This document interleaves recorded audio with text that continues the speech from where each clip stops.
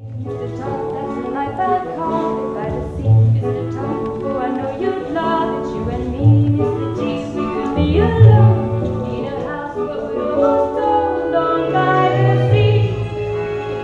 de Sweeney Todd, c'est l'histoire d'un barbier, Benjamin Barker, qui est envoyé au bagne donc en Australie.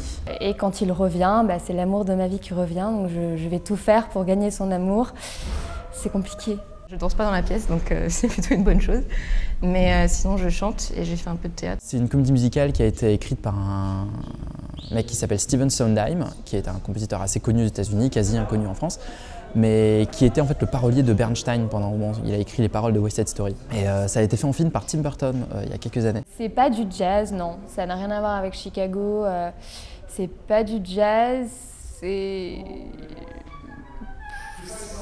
plus ou moins de la pop, mais ouais, non, je passe cette question. J'ai participé à la comédie musicale il y a 2 ans, donc j'ai fait Chicago, et ça m'avait vachement plu, et du coup j'ai fait de la comédie musicale aussi pendant mon année à l'étranger aux États-Unis.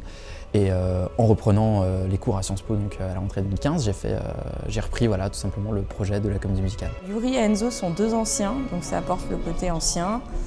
Et ouais, le côté nouveau, je pense qu'on amène plus de fraîcheur. C'est tout bête, mais la tournée en campus, elle s'était pas faite avant. C'est du stress parce qu'on a envie de donner le meilleur de soi-même, quand même. On a envie de faire passer des émotions au public, on a envie de raconter une histoire du mieux qu'on peut, mais en même temps, c'est beaucoup d'excitation.